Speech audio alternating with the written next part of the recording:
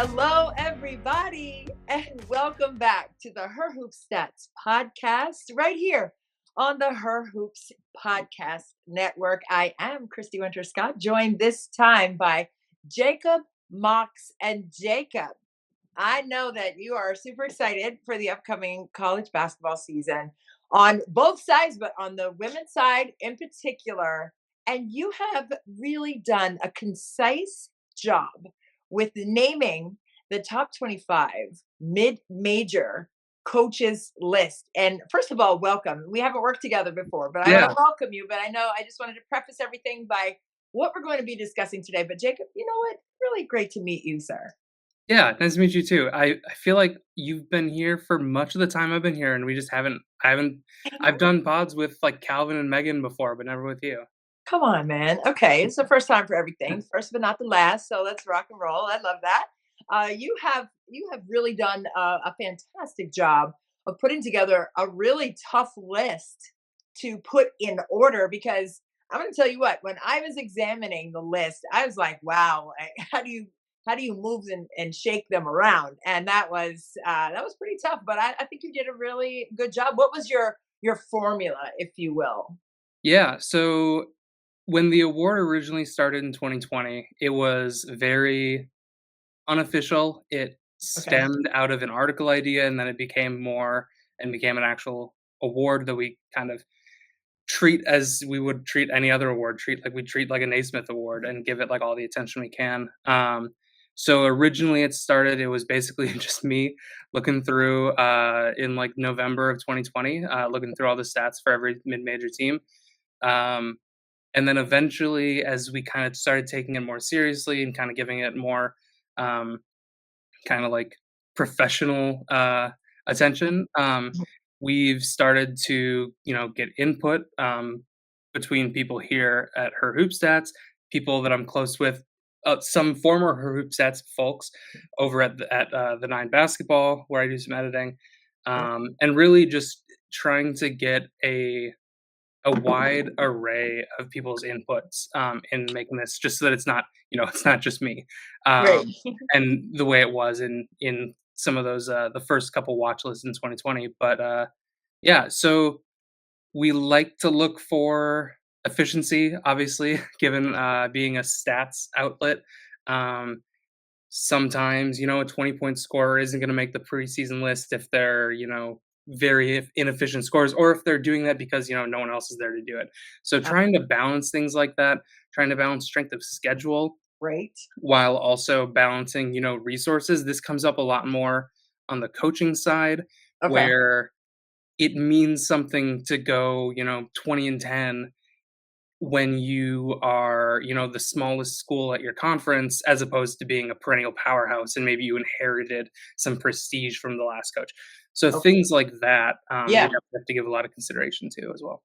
Yeah. No, that makes a huge difference. I know one of my two sons said that, I played against plumbers, which is why I was able to score. I said that, the plumbers were pretty good. But anyway, Yeah. I know, like, the factors that you're discussing, I know those all weigh into the equation. So, yeah. And even with that, you were able to iron out some really great names. I don't know if you want to start with players first or the coaches first. Let's start with the players. Okay. So the big story this year is we had a lot of doubling up on teams and on conferences. Okay. So for teams that had multiple, Fairfield had 2 players between Megan Anderson, Katie Lamoureux. Okay. George Mason had 2 players. Oh, Going amazing. down the list here. Those George Mason players are Kennedy Harris and Zahira Walton. Yeah. Very fun players to watch. Yeah. Um, Murray State, kind of a powerhouse now in the MVC, with Haven Ford and Hallie Polk. Okay. They lose their own kind of perennial watch list member, Caitlin Young, to graduation. I believe, she was a fifth-year senior, and I think she made it all 5 years at least once, which is crazy. Yeah. But they have that duo of Ford and Polk behind her. Okay. Um, Richmond, arguably the top mid-major team in the country, they are returning Maggie Dugan and Rachel Alstrom.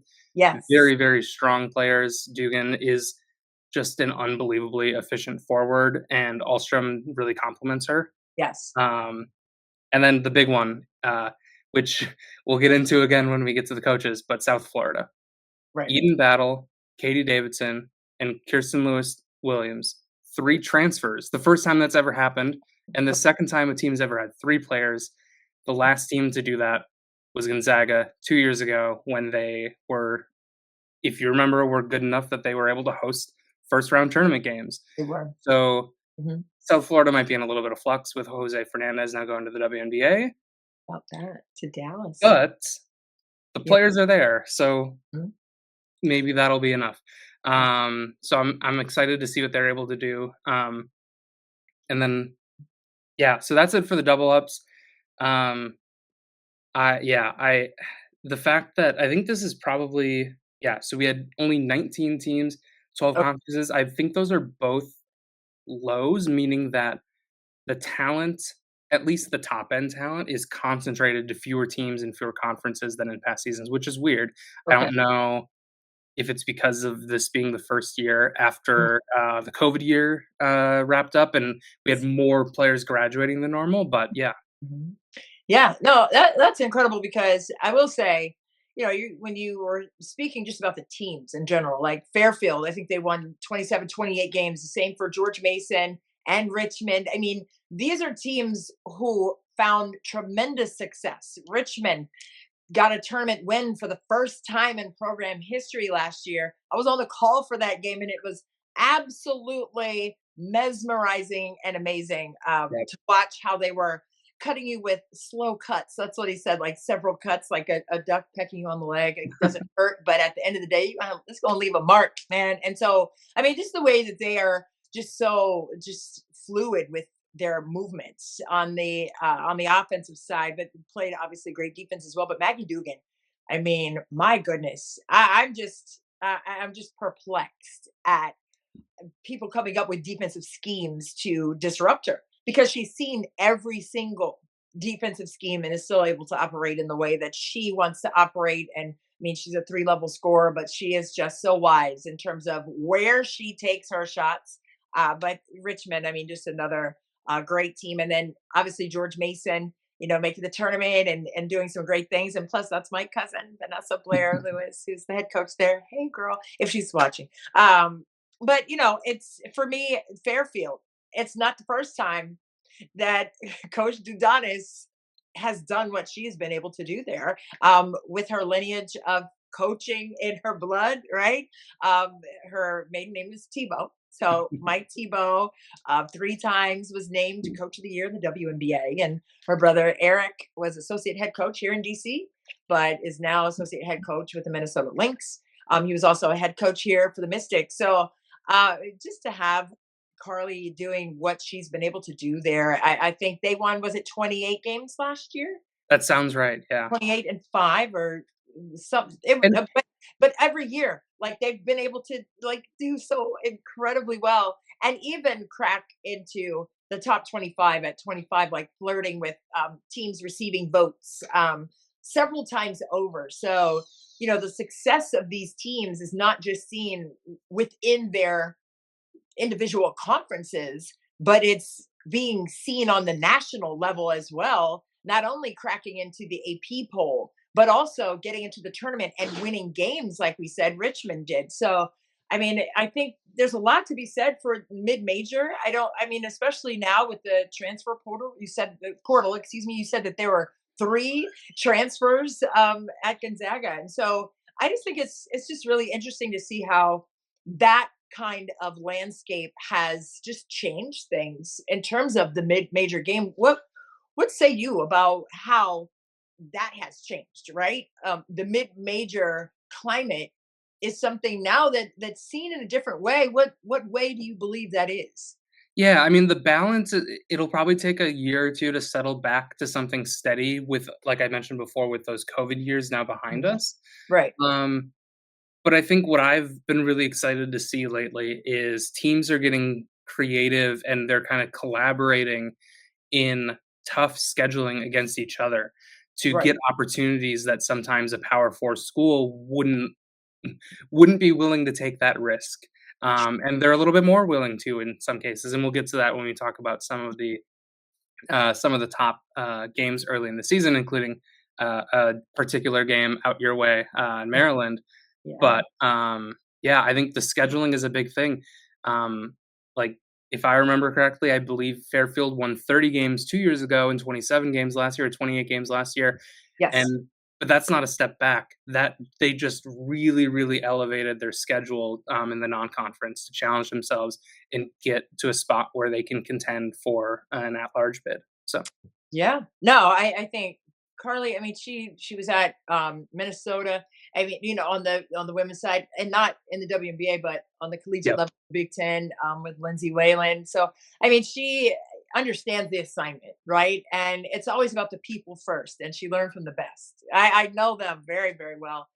Mike Tebow said that his wife Nancy is the actual coach of the family, but she never, coached the team. But anyway, I just think that they just understand that it's about the people first, and I think that's why all of them have found success with what they've done with the game of basketball. So for Fairfield, I just think that's just going to be something that's going to continue for Carly and the team there. Her husband Blake is on staff with her there, and I just think that's so intriguing as well. But and it's not the only place that has that dynamic, which I think is also very cool. But I think that's going to be really fun to watch and see how things unfold. And you alluded to a game that's going to be at Maryland, and that's the George Mason and Maryland game. I'm actually on the call for that one, which that's will be very intriguing to say the least, coming up here in a couple of weeks. that's not even the Maryland game that I was thinking of, but Oh, that is another great one. I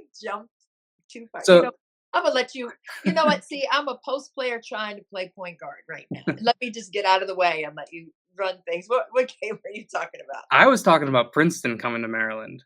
Oh, okay. Well, that one too. That Yeah, one I too. mean, both of them. I threw together just like a ranking. BartTorvik.com does some preseason metrics. Her hoop stats I think might be in the future, but for now we wait until the season starts to kind of get some data going.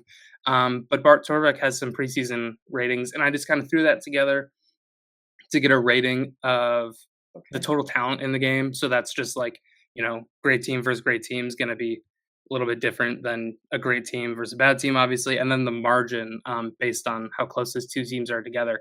And Mhm. I believe the number one game involving a mid-major. Let me Oh, sort my table here. Actually, sorry, I lied. The second biggest game involving a mid-major is okay. that Princeton Maryland game on the 15th of November. I'm Okay. really excited for that.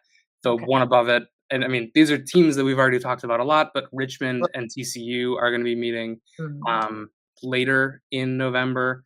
Okay. I'm going to actually be in Las Vegas for the I forget what they call it. It's like the WBCA Coaches Challenge or something like that. Yes. Um, and that is going to be South Florida and Fairfield going up against North Carolina, and then I'm blanking on the other Power Four team that's going to be there. But I'm excited for all four of those games as well. Really a loaded November for some of When is these top teams. when is that one that's in Vegas with Fairfield? That one, so it's not a Thanksgiving week. It's what is it? The 13th and the 15th, I believe, Oh, is okay. the days. So For a couple weeks. Ooh, yeah, well, that's gonna be fun. Oh, Yes. be Uh, back. UCLA is the other team you're thinking of. UCLA. That's right. UCLA. Yeah, I Yeah. mean, I don't know how I forgot like a top three team in the country, but yeah, yeah, that's who it is. But UCLA with Player of the Year candidate Lauren Betts, Kiki Rice is back, right? With that team that went to the Final Four and said that they're not really thinking about last year, although obviously they were proud to get that far, but they're not sitting on how they played their last game. They are concentrating on this year solely. A lot of their bench rotation.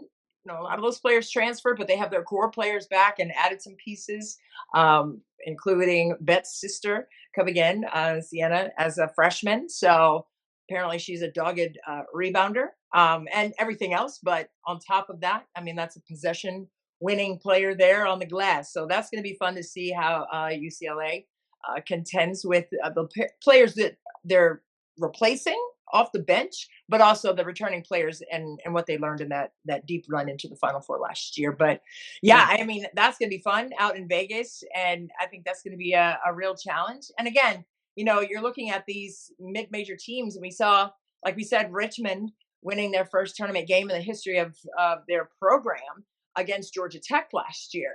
And that in and of itself should raise some eyebrows just across the board, not just, oh, Richmond. No, it's like every single one of these mid-major teams, you better bring your A game or you're going to go home if you're in the tournament, or you're going to be getting an alarm.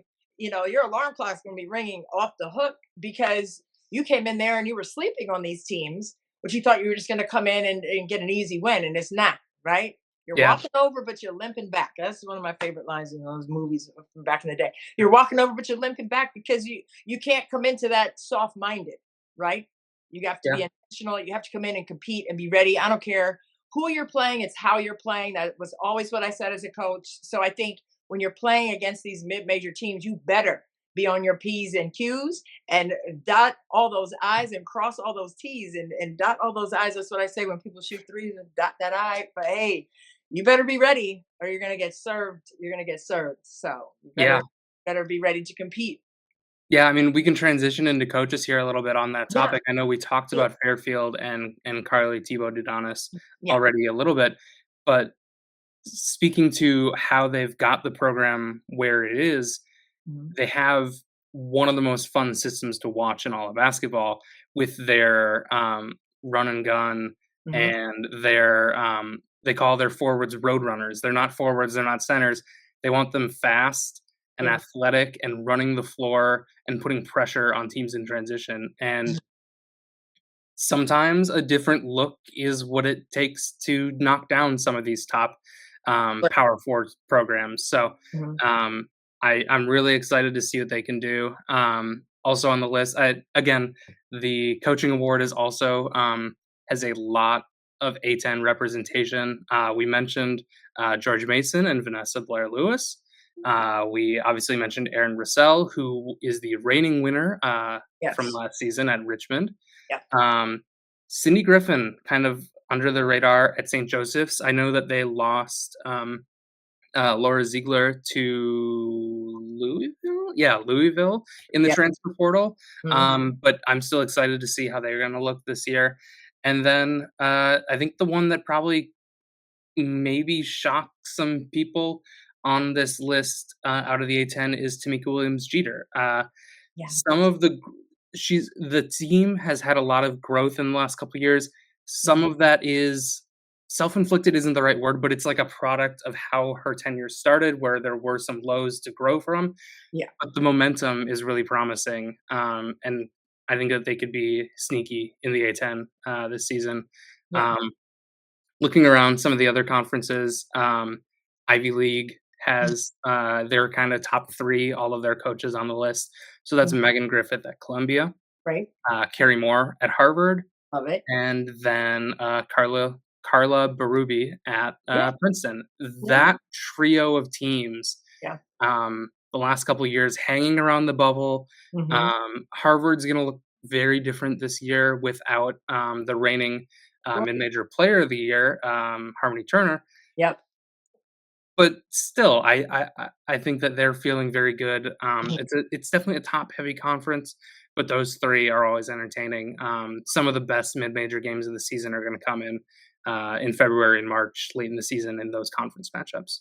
Yeah, I mean, just revisiting the A10, I was on the media day for that conference for the men and women, but on the women's side, obviously, I just think it's going to be very intriguing to see how that looks, especially when they begin conference play and start really battling it out against another schematically and what they try to take away from one another. I think that's going to be really interesting to take a look at. But we were talking about Tamika Jeter and all the things that she has gone through during her tenure there. But the resilience that she's leading that program with has really been top tier. And I mean, she played at UConn. She understands what winning is all about and how to get that done, regardless of adversity, regardless of whatever situations are going on.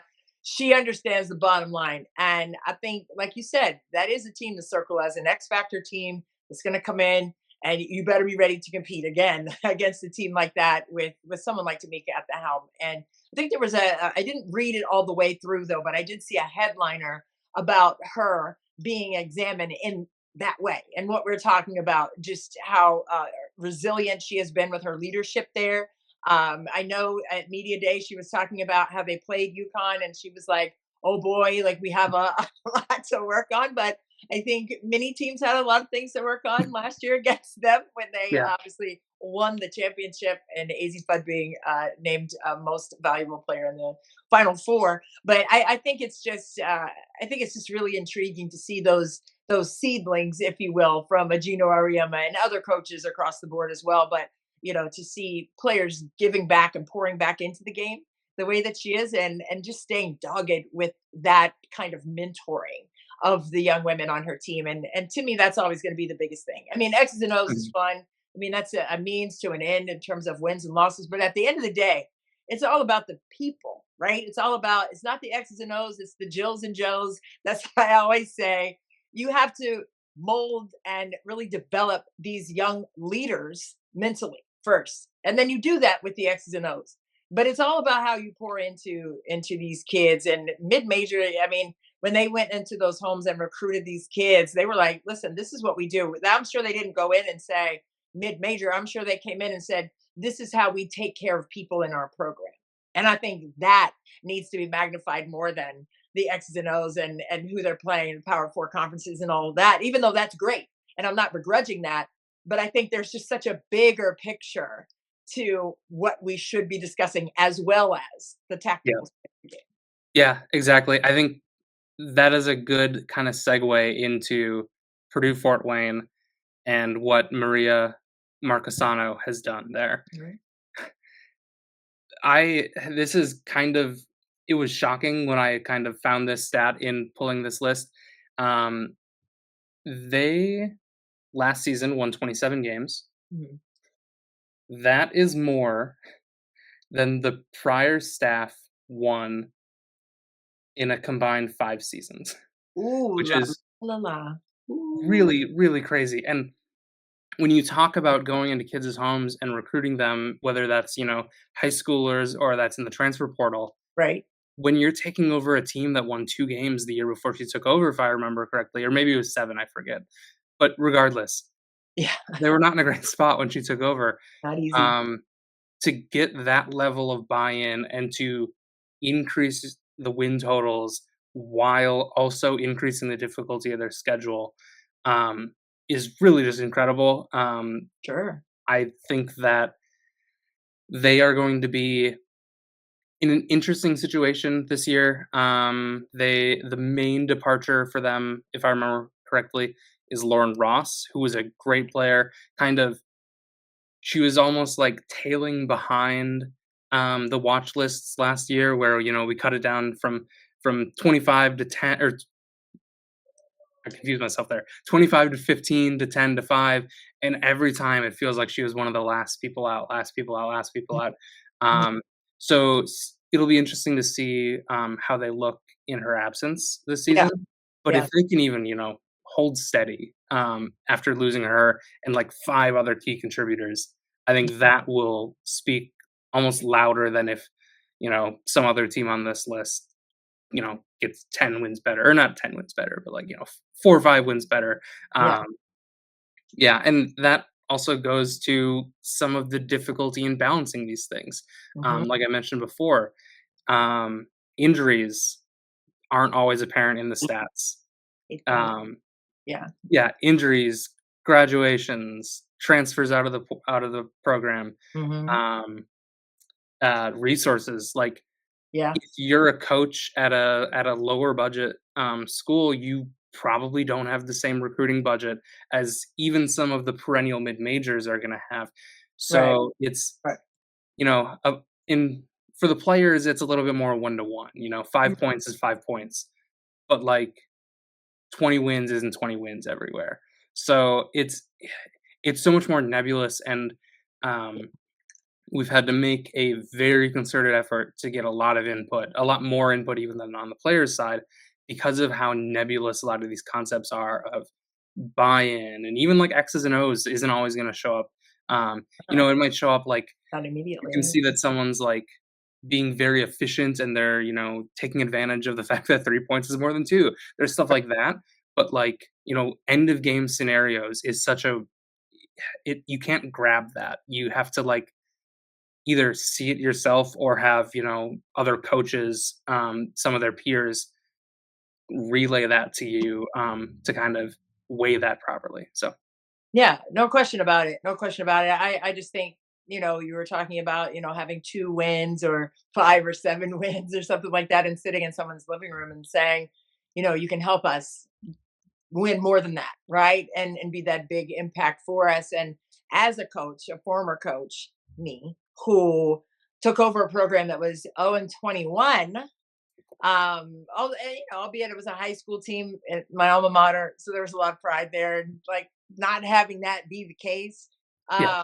the kids did have to buy in. So when you were talking about that, the challenge was to win one game, and then I'd be good. But we won 3 of them first year. I don't remember the losses, but I remember those 3 wins, and the look on those players' faces, those kids, they found some success.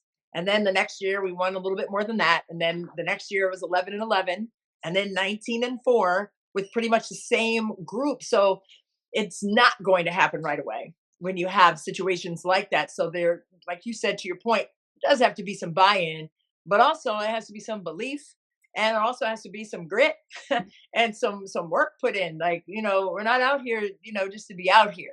Like, we're out here to learn about each other. And I was talking today to someone about, the players who ask me questions help me grow. Like, I'm not, as a coach, we're not out there like, do this, do this, do this. We're like, what is the best for you in this? Because you know yourself the best. So talk to me. So I think that kind of conversation needs to be had across the board. I don't care what level. But anyway, I digress. I go down rabbit holes from time to time if you ever listen. But I mean, for me, when you said that about going into homes with 2 wins on the docket from the previous season, and what is that draw? And I think it has to be something that's more, it's not really anything tactical or style of play or being a road runner like at Fairfield, which I think I was a road runner. I love that. I would love to play for Carly, but it's not necessarily the style of play, although that has something to do with the recruiting process. But I also think it's a lot of the mental approach and the accountability and the respect and integrity of the game piece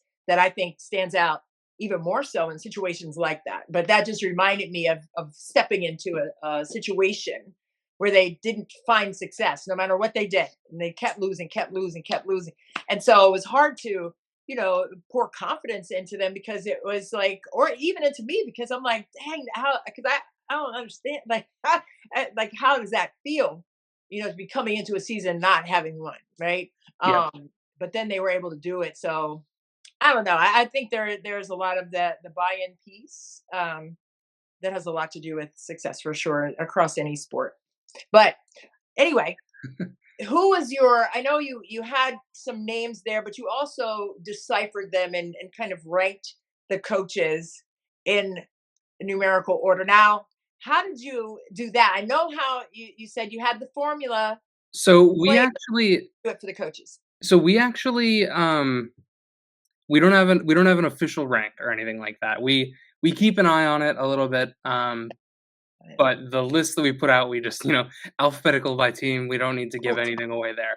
But in terms of the things that we measure, a lot more of it, especially on the coaching side, is word of mouth. It's talking to coaches we know, talking to people who are working, media in various conferences that we know, and getting input that you'd never really be able to get, Okay. just by, looking at a stat sheet or even just watching the game. There are things that you're not able to get. So that's definitely a big element. Like I've said, there is a interplay between the kind of trust in growth in a coach like Marcasano at Fort Wayne, Yeah. or trying to pick another recent example that had a lot of improvement. Oh, I'll call out Amy Egan at Lindenwood, where they've only even been an NCAA school for I think 6 seasons, Oh, and wow. it's one school for 4 seasons or something like that. Maybe it's like 8 and 6, something Okay. along those lines. But they were starting from a very low point. They had the second biggest improvement among mid-majors uh, in her hoop stats rating year over year last year, and Okay. so she makes this list as a result of that in out of the OVC. Um, so there's that end of things, and then there's like the stalwart coaches, the kind of legendary coaches who've been at their programs. They basically are their program. Okay. Um, for a while, actually before the award even started, so Mhm. she didn't get to kind of benefit from this, but that was Dawn Plitzowite at South Dakota, South where Dakota. Yeah. yeah, she'd been there forever. Now kind of the big player in that space, also South Dakota, is Aaron Johnston, who's been with them. I believe he's been there since they weren't D1, which I think is pushing 20 years. I Oh, don't wow. have that in front of me right now, but he's been there forever. Okay. And then there were other coaches like that who are now in the WNBA, like we mentioned. Carl Smesko last year, I Okay. believe he made the preseason list, and then it came out, and then he took the Atlanta job or something like that, so he was on it already. I forget the order of events there. And then this year we had basically the exact same thing happen Mhm. of a dominant longtime power in the mid majors in South Florida, Yep.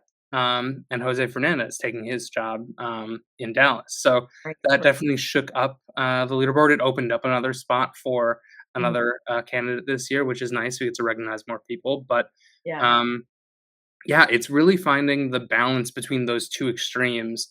Um, there are coaches on here where it's all about the promise of growth. There are coaches on here where it's the steady hand that they've had over the course of decades. And then there's coaches in between where, you know, for Fairfield, it's the system and the buy-in. For coaches like Harvard Mhm. and Carrie Moore at Harvard, I should say, Very more. Yeah. and Cindy Griffin at St. Joseph's, it's about what are they going to do next now that they don't have their star players. Yeah. How are they going to adapt? How are they going to kind of move forward from Right. this point? So Yeah. it's so much more varied than it is on the players' side. Like I said before, a 20-point score is mostly a 20-point score no matter where you go. There's variation depending on outside factors, of course, but yeah. So Mhm. Yeah. it's just a really really complicated balancing act. So Oh, no question. I mean, Dawn Plitzowite, I mean, when she was at South Dakota, I remember that, had them in the tournament one time. I mean, they were just so very well disciplined with yep, everything they did on both sides of the floor. Now she's the head coach at Minnesota, in the Big Ten. So, I mean, she's bringing that great basketball acumen there, and they're going to have health this year, with Braun back on the floor, on the perimeter. So, but I think what you said is valid, right? With Carl Smesko, we coached together in Maryland back in the day, and then he left to go to Florida Gulf Coast, and that was a team that had just pierced the NCAA yep, certification right when he took the job over. So it was almost like he just had it from scratch. It was like this lump of clay, and he just got it together and ended up doing so many outstanding things. And definitely he was in the running with the Atlanta Dream in the WNBA to be coach of the year this year in the league because of that basketball acumen and discipline, that he coached with at Florida Gulf Coast. So it's just really fun to see. And I think, Jose Fernandez with the Dallas Wings, I think that is going to be such an intriguing transfer and a seamless transfer into the league. And I think it's going to be very similar to what Carl Smesko has been able to do with the Atlanta Dream. And I'm surprised it's not happening more, right? With college coaches, long tenured collegiate level coaches going into the WNBA. But with the expansion of the league and hopefully not a lockout because of the momentum, as I've been saying the past like 3 podcasts, the momentum of women's sports, we can't take that hit.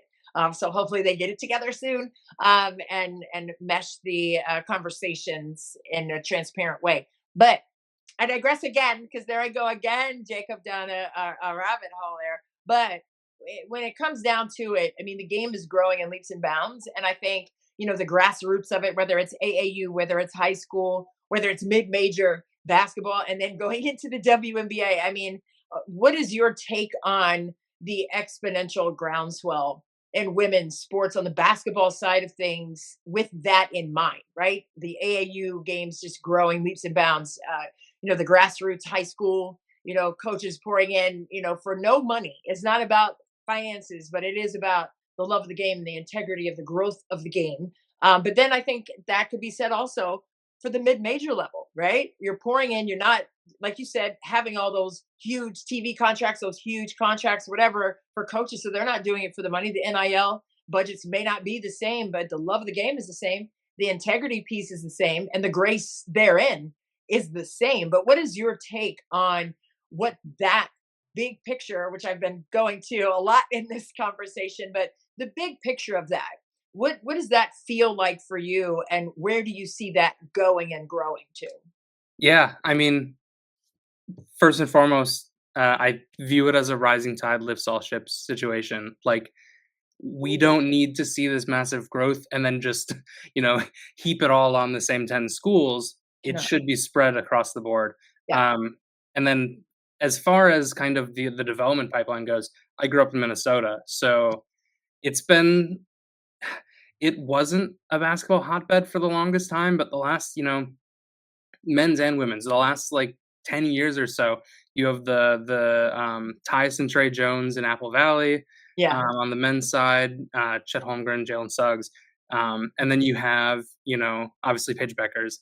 And then you have Tessa Johnson and a whole host of people on the Minnesota roster, of course. Yeah, I mean,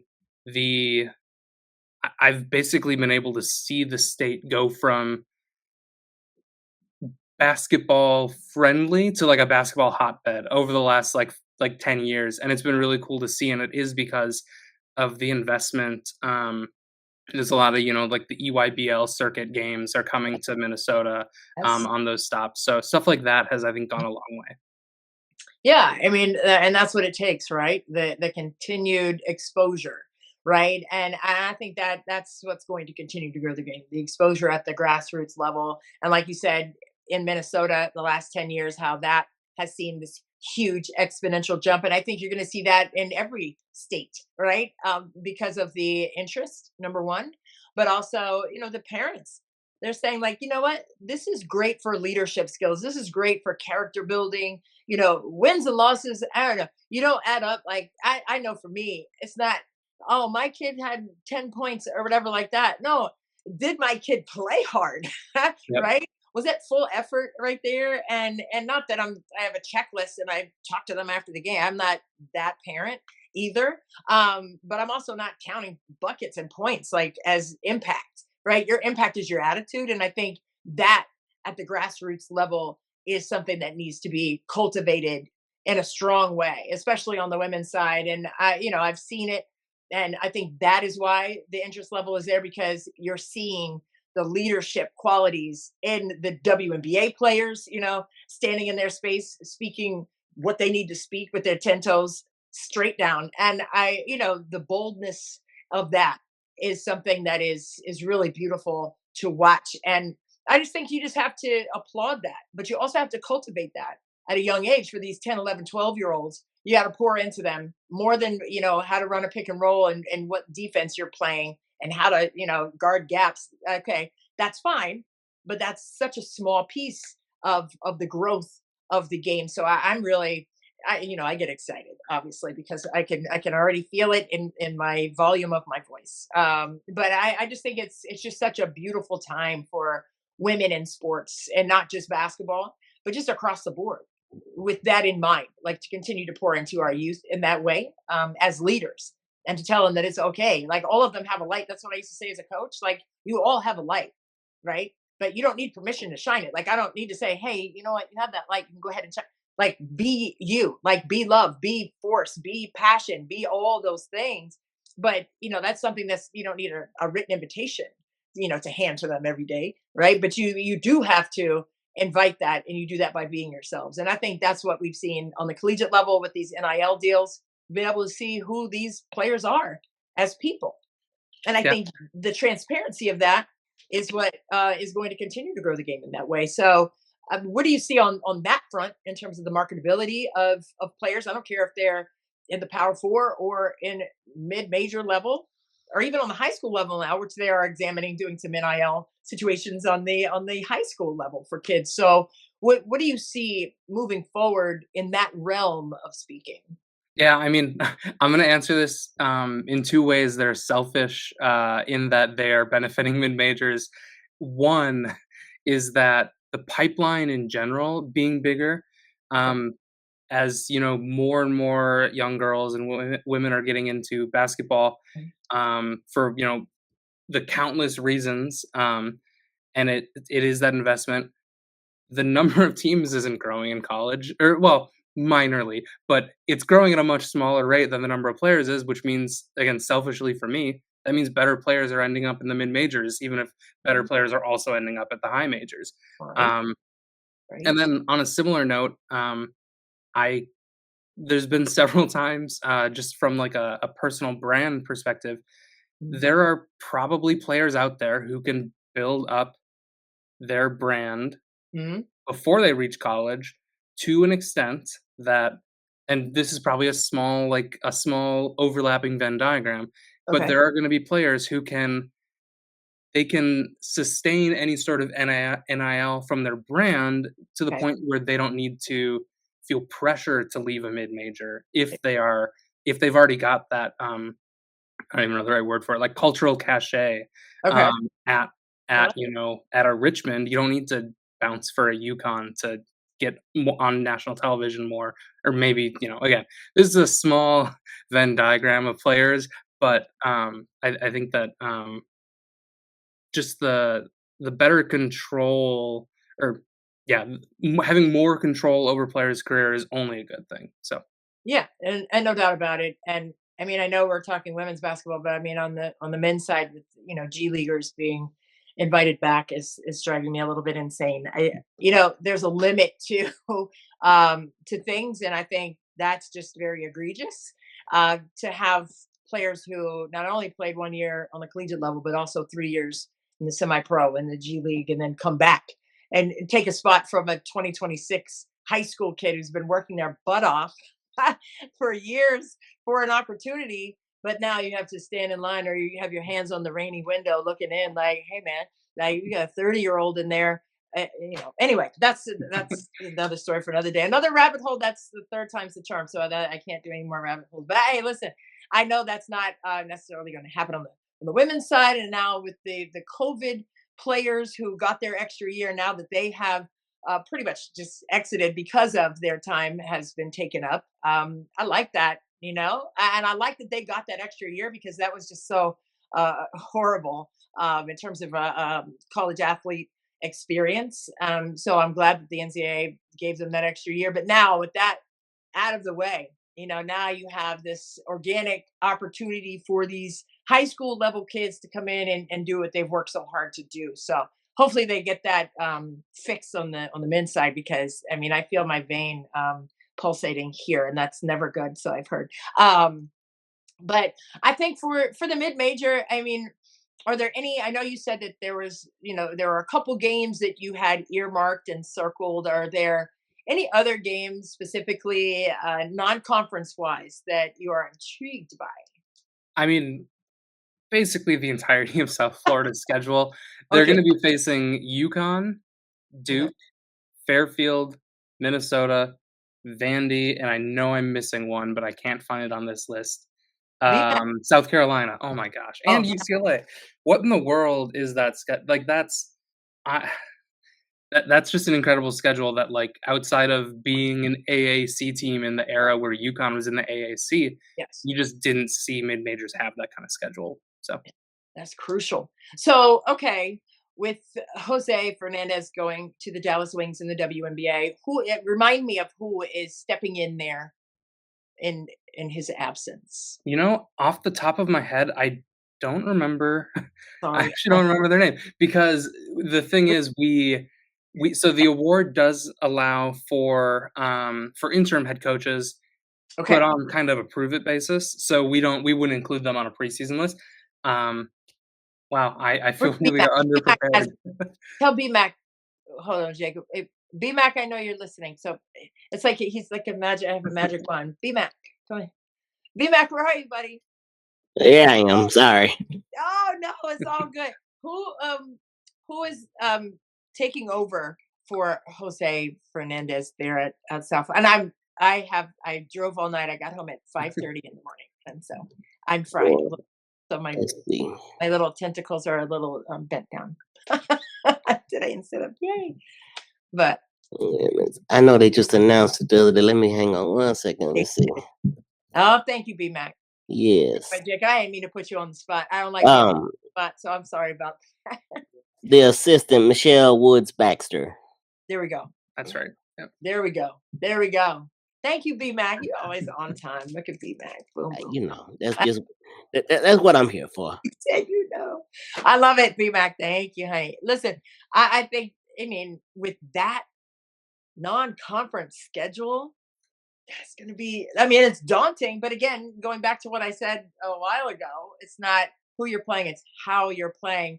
How do you think they're going to be able to, not necessarily win, but you're looking at obviously different kinds of teams that have different strengths. What kinds of things do you think South Florida will present, and what is their strength that the other teams that they're competing against in that really rugged gauntlet of a non-conference portion of their season? What challenges will they have facing a team like South Florida there? Yeah, going back to those 3 transfers, their 3 transfer guards, their guard play is going to be, assuming that it translates, so that they had a player coming in from Buffalo, from Jacksonville, and from IU Indy. So kind of a range of strength of schedules that they're coming from. But that trio together, once they have enough time to gel, I think could give teams some trouble. They're not particularly, none of their top end talent, or at least none of those 3 players, I should say, are bigs. So I could see, UCLA is going to be a nightmare, I think, for them, as UCLA is going to be a nightmare for a lot of teams this year. I think them in particular, with the Betts duo there, I think could prove to be a really unfortunate pairing for them.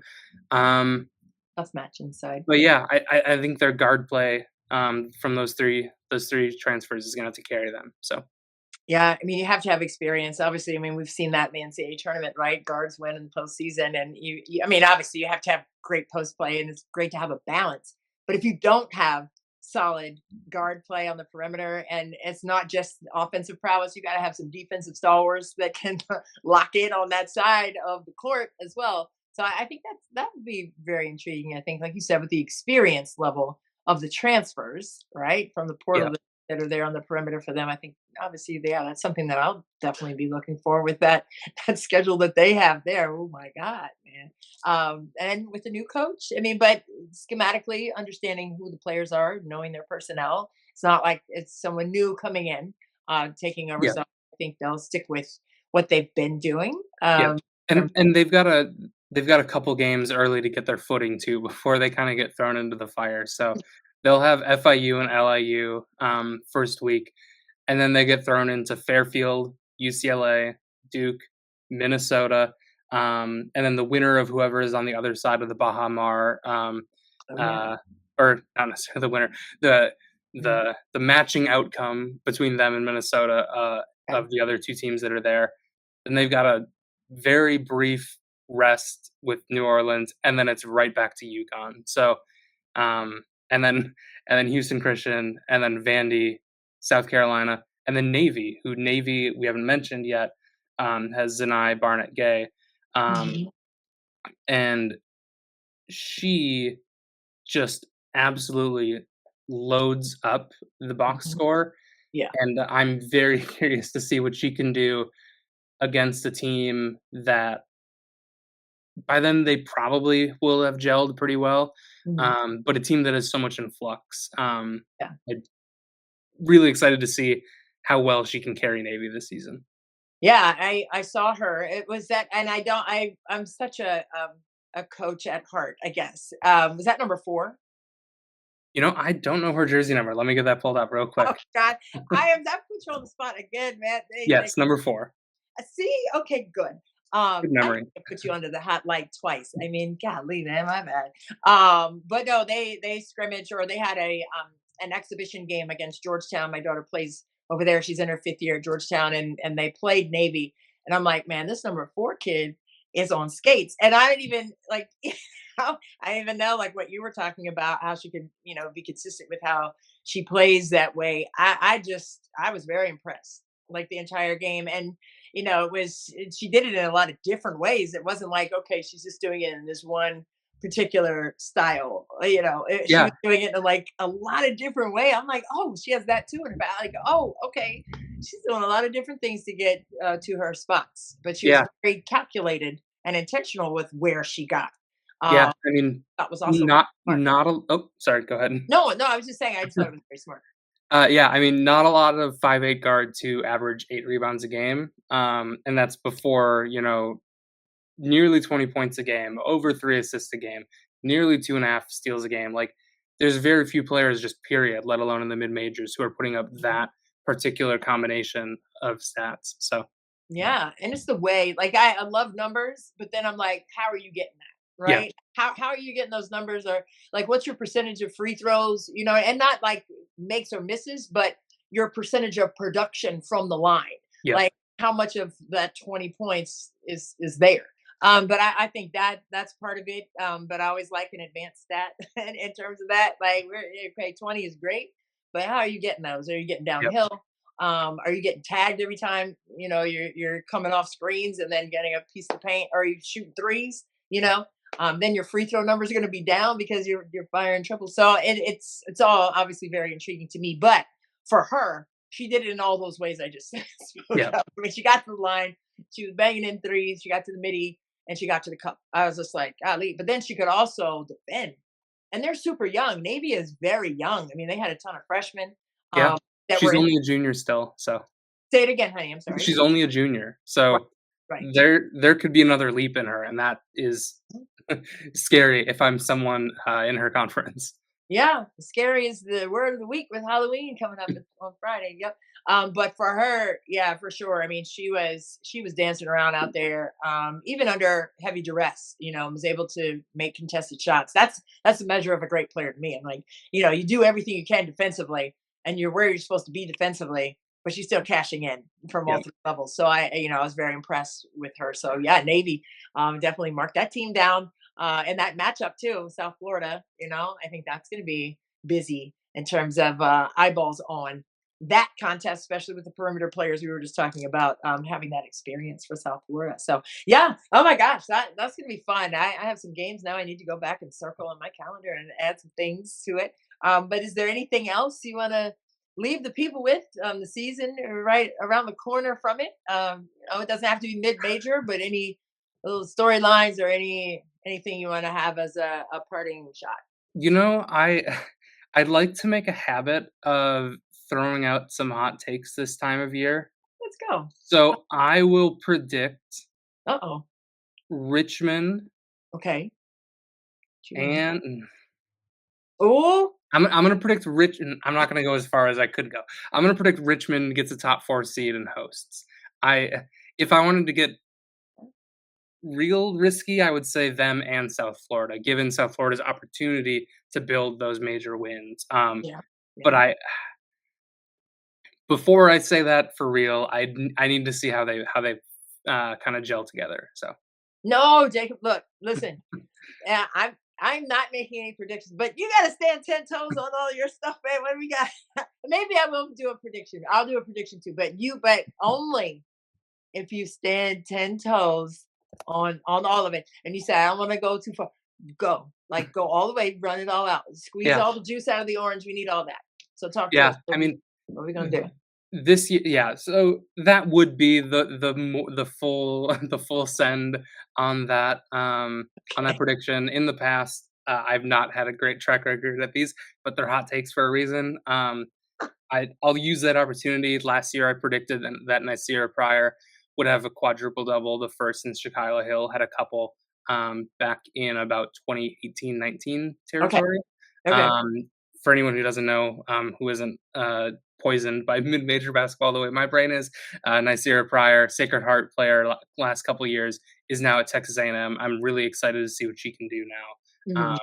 Mhm. We don't stop. We don't wish ill will on the mid-major players who find their opportunities at the P5s. So You can't. No, I love that. Okay, I guess let's see, man.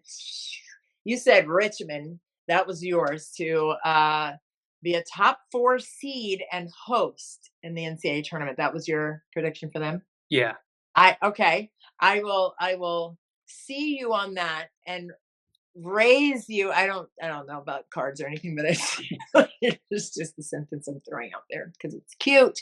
But no, I agree. I concur with the Richmond 4 seed and hosting because of how well they did out at UCLA last year, beating Georgia Tech and then losing to UCLA as UCLA advanced to the Final Four last season. But for me, let's see. I don't know. I'm gonna go. You know what? I know exactly what I'm gonna say. Look, okay. We need a drum roll. I have nails. Okay. Listen, Fairfield. I have been, and not because I know the family and I know Carly and all of that. I am gonna go bold and say I think they're going to go undefeated in their conference. And I think they will get into the tournament yet again and advance at least to the Sweet 16. would love Okay, to see BMAC, you got to stamp that. Stamp that. Is that a hot take? That's very hot takey. yeah, the Sweet 16 element, because I mean they've I think they can. been there, done that, running the table in the MAAC, Yeah, but Sweet 16, would love to see that for sure. I think they can do it. Carly Tebow Dudanis, I think they can do it. Yeah. And like, oh hey y'all. But I think that'll be really fun to see them make a really deep run into the tournament because they've been able to, like you said, take care of the conference. But go ahead and do that again, right? Rinse and repeat. Yeah. Get another one, and then push through the tournament a little bit and be kind of like that Cinderella team and like Yeah. A bracket busting team. I just think I could see that for them, just because of the way that they play. And again, if I could go back, like Michael Jordan said, if there was a magic pill he could take and go back and play, I would take a magic pill and go back and play for Carly Dudanis at Fairfield because I mean, as a road runner, kind of a post player, that was very freeing to get up the floor and take those first 3 steps and beat all the guards down the floor. And then again, going back to my kids, they never thought that I could win sprints. And I was like, I would beat the guards running, but hey, I said no more rabbit holes. And that was the 4th one. And I didn't do well with keeping my promise on that. But no, super fun conversation with you, Jacob Mox. Yeah. I loved hearing your breakdown of not only the coaches but the players in the mid-major and how well they're going to do this year because of their perspective and all the things that are great in sports, which is the relationships, the accountability, the integrity, and by far the major piece is the love of the game. It's Yep. the love of the game. It's the love of the game. And it is shining through at the mid-major level. And I can't wait for the games to get going, especially to see South Florida in that non-conference portion. I want to see what happens there. If there are any upsets throughout that stretch for them, I think that's going to be fun to watch as well. So Yep. thank you so much for your time. Any parting words for the people before we pop off of here? Tune into mid-major basketball. If you're only watching the power conferences, you're missing like 80% of the games. There's so much good basketball outside of those conferences. Don't limit yourself. Oh, I love it. Oh man, I love this game so much. All levels, all genders, all the things. You know what? Thank you for your perspective. It's very refreshing, number one, to hear that, but it's also very real. So you're a real one for it. Appreciate your time and attention to the game as a whole and the big picture of it all. So Jacob Mox, thank you for joining us on the Her Hoop Stats podcast. I'm Christy Winters Scott, and we will see you next time.